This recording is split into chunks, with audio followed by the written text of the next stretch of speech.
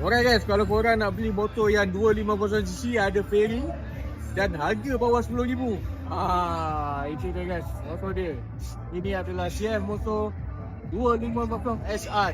Okay, jom kita tengok. Okay, untuk enjin ni dia dikuasakan dengan 250cc dan kuasa yang dihasilkan pada enjin ini adalah lebih kurang 27.5 HP dan torque dia 22 Nm of torque. Daripada segi rupa luaran motor ni standard lah, ciri sport bike daripada CF Motor. Tapi yang ini adalah CF Lite. Dan CF Lite ni bila dengar je nama CF Lite, harga dia memang tak boleh buat bincang je. Itu harga dia.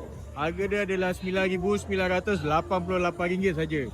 So kalau kita tengok daripada segi rupa luaran dia ni memang decent untuk motosikal full fairing daripada bahagian belakang. Kalau tengok karakter dia memang lebih kurang sama dengan adik-beradik dia yang 450 SR. Pada bahagian swing arm dia, dia punya swing arm tak adalah dia pakai macam swing arm banana.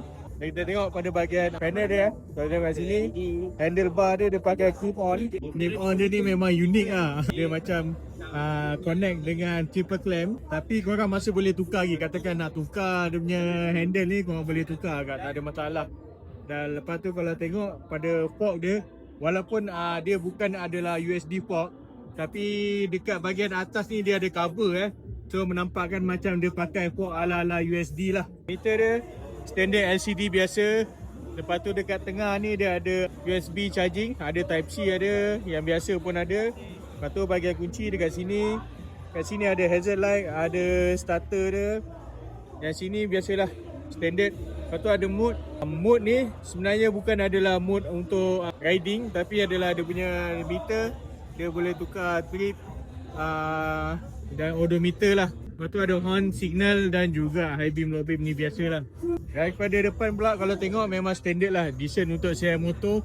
Rupa kalau macam ni korang tengok memang dah tahu ini adalah motor daripada CF motor lah.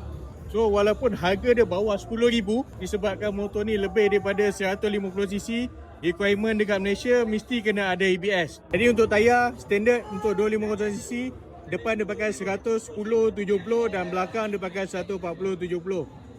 Dan kalau tanya aku secara peribadi, pendapat aku tentang motor ni, ini memang adalah motor yang sesuai untuk pemula. Sebab satu, dia ringan dan juga dia punya body dia memang kecil. So sesuai untuk handle lah, untuk siapa yang baru nak berjinak-jinak untuk bawa motosikal sport bike yang macam ni.